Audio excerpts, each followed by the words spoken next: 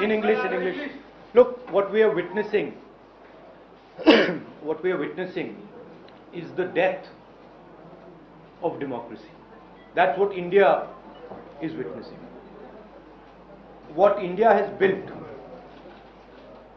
brick by brick, starting almost a century ago, is basically being destroyed in front of your eyes. All of you know it, the whole of India knows it. Anybody who stands against this idea of the onset of dictatorship, doesn't matter who he is, where he comes from, which state, which religion, male, female, he is viciously attacked, put in jail, arrested, beaten up. One second. The idea is that people's issues, whether they are price rise, unemployment, violence in society, people's issues must not be raised. That is the sole agenda of the government. And the government is being run to protect the interest of 4 or 5 people, and the government, this dictatorship is being run in the interest of 2 or 3 small business, big business people by 2 people. एक minute अरे democracy में जो भी tools होते हैं किसी issue को उठाने के लिए, आपने संसद में चर्चा करा, सरकार के कई लोगों ने बोला, उन्होंने महंगाई है मानने से इनकार किया, आपने गांधी जी की प्रतिमा के सामने प्रोटेस्ट कर लिया, आप सड़क पर हैं। क्या वजह आपको लगती है कि सरकार प्रेशराइज नहीं हुई, सरकार के ऊपर दबाव नहीं बन रहा है? क्या इसलिए कि वो चुनाव जीत जाते हैं? क्या इसलिए कि जनमत उनके साथ है? क्यों प्रेशर नहीं पड़ रहा है? करेक्टिव मेजर्स क्यों नहीं ले रही गवर्नमेंट? जैसे मैंने पहले कहा, जो ऑपोजिशन डेमोक्रेसी में, लोकतंत्र में लड़ती है, वो इंस्टीट्यूशंस के बल पे लड़ती है।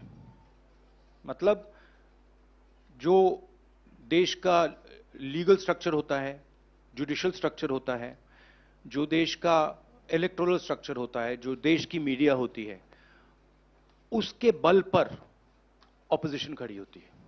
वो सब जो इंस्टीट्यूशंस हैं, वो सब के सब सरकार को पूरा सपोर्ट दे रहे हैं। क्यों? क्योंकि सरकार ने अपने लोग इंस्टीट्यूशंस के अंदर बैठा रखे हैं। हिंदुस्तान का आज हर इंस्टीट्यूशन इंडिपेंडेंट नहीं है। हिंदुस्तान का हर इंस्टीट्यूशन आज आरएसएस के कंट्रोल में है। आरएसएस का एक व्यक्ति हर इंस्टीट्यूशन में बैठा है।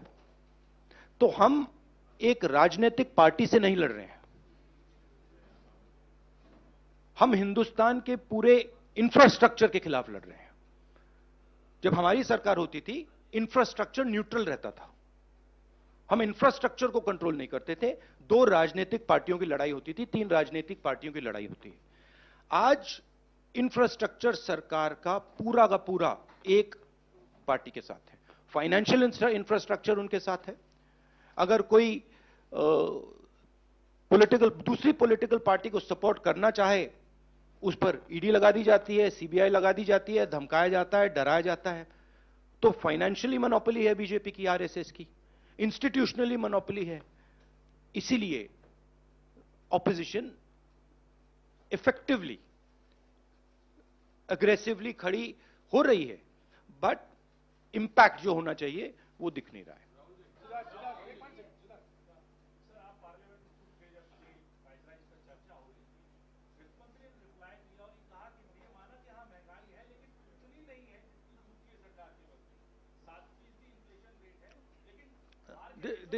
This is just complete nonsense.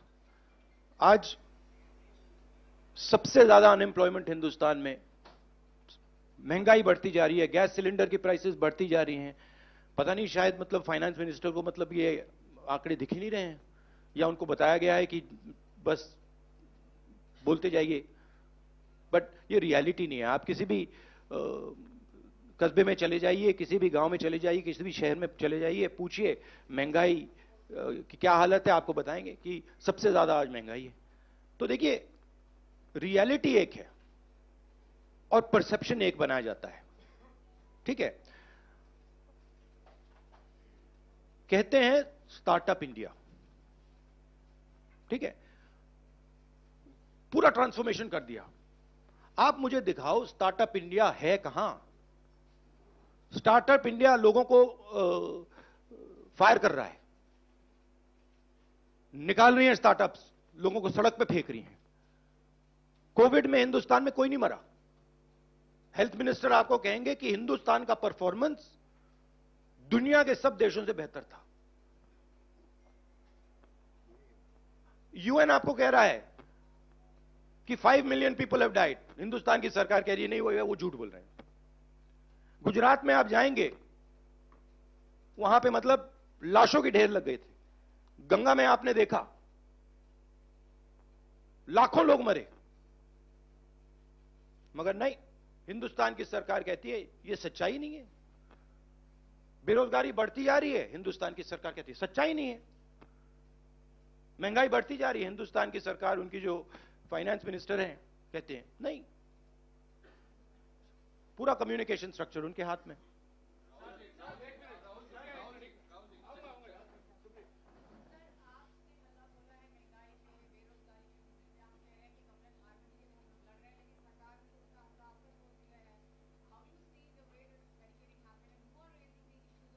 I understand one thing very clearly. The more I raise people's issues, the more I tell the truth in front of you, the more I will be attacked by the government. It's a simple thing. जितना मैं सच्चाई बोलूंगा, उतना मेरे ऊपर आक्रमण होगा। मेरी प्रॉब्लम यह है कि मैं सच्चाई बोलता हूं, मैं डरता नहीं हूं। तो मैं अपना काम करूंगा, लोकतंत्र के लिए खड़े होने का काम करूंगा, महंगाई का मुद्दा उठाने का काम करूंगा, बेरोजगारी का मुद्दा उठाने का काम करूंगा, और मेरे ऊपर और आक्रमण होंगे। यह सच्चाई है। और जो धमकाता है वो डरता है। ये बात आप समझ लीजिए, जो डरता है वो धमकाता है। किससे डरते हैं? जो आज हिंदुस्तान की हालत है उससे डरते हैं। जो उन्होंने वायदे किए थे, जो उन्होंने पूरे नहीं किए, उससे डरते हैं।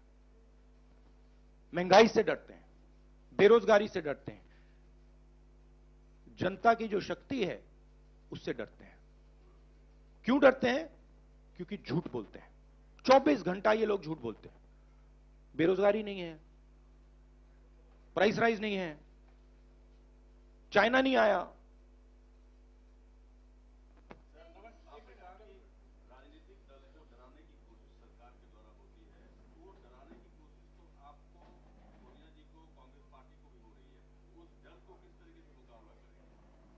डर है ही नहीं, मुकाबला करने की क्या जरूरत है ही नहीं डर। किस चीज से डरना? डर नहीं।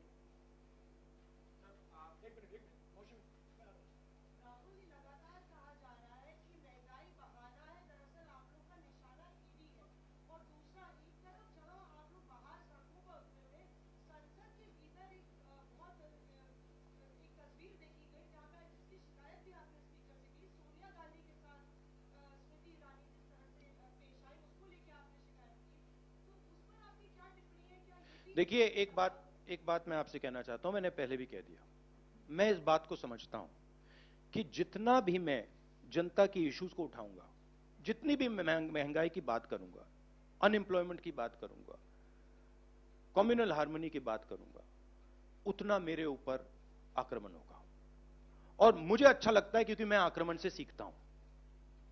तो जितना भी ये मेरे ऊपर आक्रमण करेंगे, मुझे फायदा होता है। I get great joy when my political opponents attack me. They are not able to understand this. I get great happiness. अंदर से मुझे बहुत खुशी होती है। क्यों? क्योंकि मुझे अपने जो आइडियाज हैं, अपनी जो सोच है, अपनी जो विचारधारा है, वो और समझ आती है। मुझे बैटलफील्ड जो है वो और समझ आती है। लड़ाई क्यों हो रही है मुझे वो समझ आता है, और उससे मुझे बहुत बहुत खुशी होती है। आप एक काम कीजिए, अगर आपको मौका मिले, जो ईडी ऑफिसर्स ने मुझे इंटेरोगेट किया उनसे आप जाके बात कीजिए, वो आपको बता देंगे क्या हुआ उस कमरे में।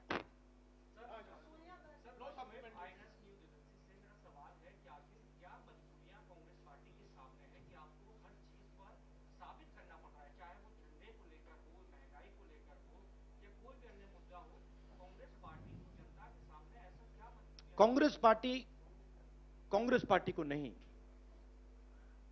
हिंदुस्तान में कोई भी व्यक्ति किसी भी पार्टी का, non political, political, film star, कोई भी अगर सरकार के खिलाफ कुछ बोलता है, उस पे हिंदुस्तान के सारे इंस्टीट्यूशन का वजन पड़ जाता है। यह कांग्रेस पार्टी की बात नहीं है।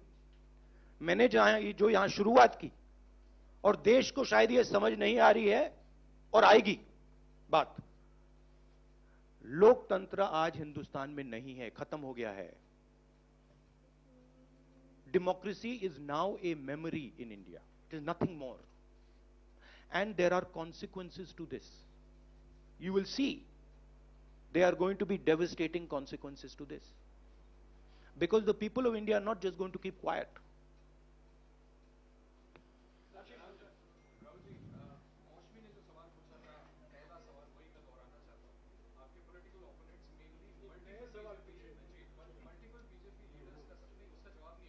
किसका नहीं जवाब है?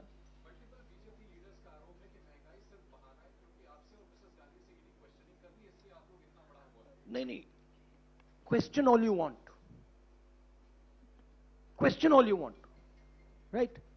There is absolutely nothing there, everybody knows it. So question all you want. My job is to resist the idea of the RSS. That's my job, and I'm going to do it. The more I do it, the more I will be attacked, the harder I will be attacked. I am happy, attack me.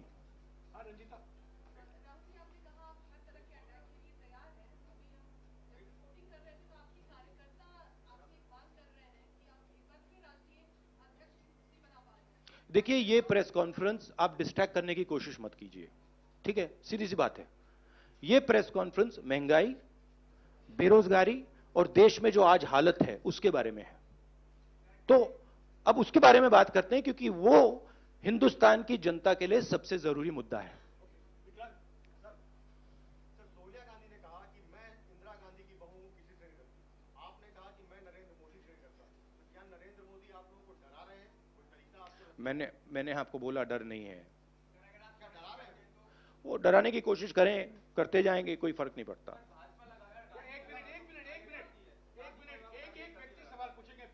नहीं, देखिए, ये एक बात समझिए, ये गांधी परिवार पे attack क्यों करते हैं?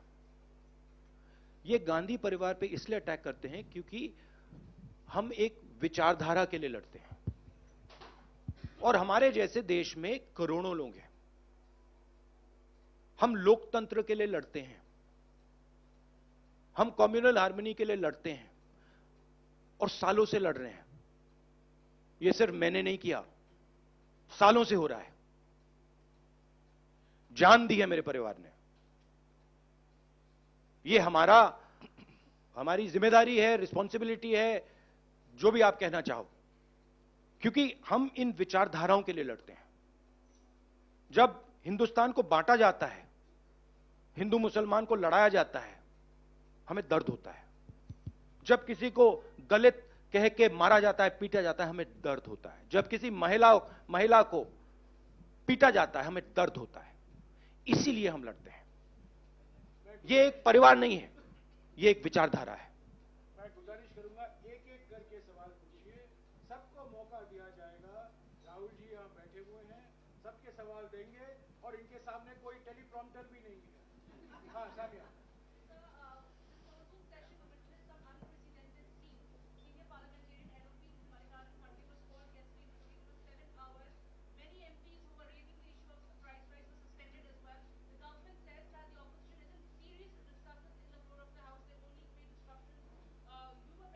We have been asking for a discussion on price rise. No discussion was allowed. Practically no discussion is allowed in Parliament. The Chinese troops came into India, they occupy India, no discussion is allowed. Unemployment we want to raise, no discussion is allowed. Price rise, no discussion. Agnipath, no discussion. No discussion is allowed.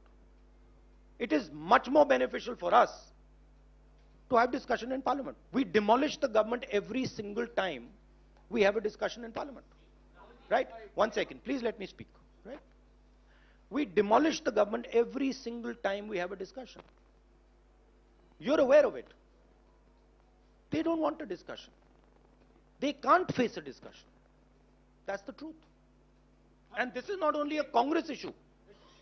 They cannot face a discussion with any opposition party.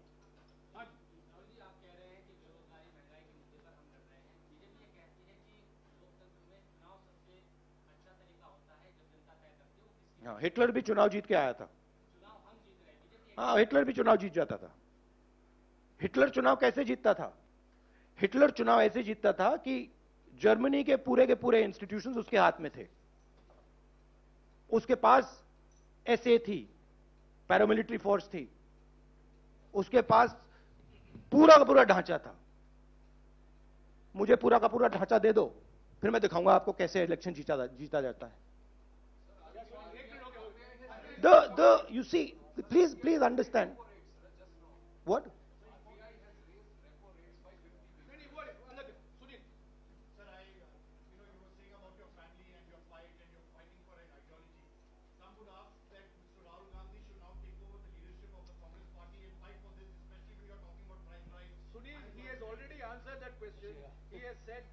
Sunil, please refer to the earlier answer.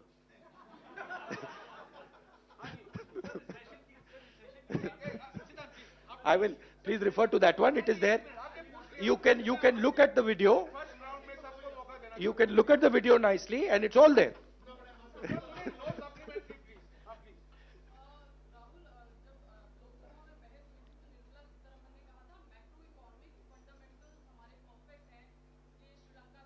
I think the macroeconomic fundamentals that she's talking about is something else. I don't think the finance minister has any understanding of what is going on in the economy of India. Zero understanding, right? She is there as a mouthpiece. She has absolutely no understanding. If she had understanding, we would not be in the situation we're in, right? The entire job creation system of India has been destroyed. Small and medium businesses have been wiped out. We have a GST which is a disaster. Please go and ask any state and they will tell you this GST is a disaster, right? We have the highest unemployment in the country. Price rise across the board. And the finance minister is saying there's no problem. Fine.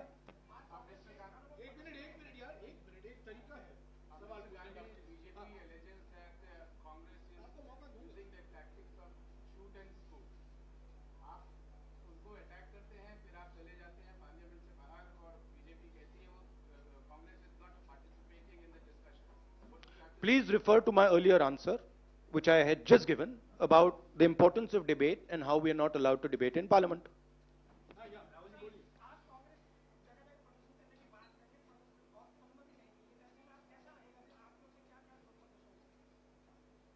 अब देखेंगे, हमारा काम विपक्ष का काम है. एक तरीका चलेगा नहीं चलेगा उसको हम टेस्ट करेंगे, दूसरा तरीका टेस्ट करेंगे, तीसरा तरीका टेस्ट करेंगे, मगर हम रेजिस्टेंस को नहीं छोड़ेंगे. लास्ट टू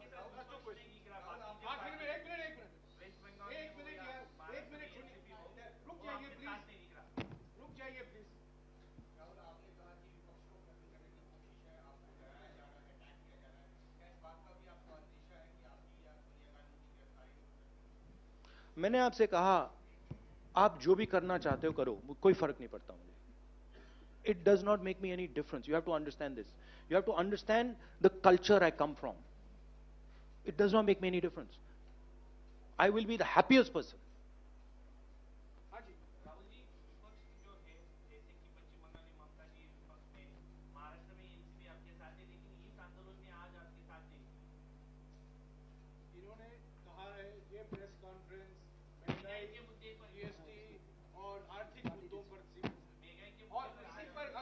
सवाल है तो पूछिए. जी राहुल, आपने जिक्र किया कि विपक्ष की जो मजबूती होती है वो संस्थान होते हैं जैसे शिक्षक होते हैं. हमने अभी देखा कि पीएमएलए को लेकर जिस तरह से लगातार आप भी हमलावर हैं, पीएमएलए के जो प्रावधान थे उसके खिलाफ 242 याचिकाएं सुप्रीम कोर्ट में दी, लेकिन सुप्रीम कोर्ट का एक आदेश आता है और सारे के सारे हिंदुस्तान के इंस्टीट्यूशंस आज आरएसएस बीजेपी के कंट्रोल में है। सारे के सारे, एक नहीं बचा है, सारे के सारे। तो जो ऑपोजिशन का आइडिया है, ऑपोजिशन के ऑर्गेनाइजेशंस नहीं, ऑपोजिशन का जो आइडिया है उस पर आक्रमण हो रहा है।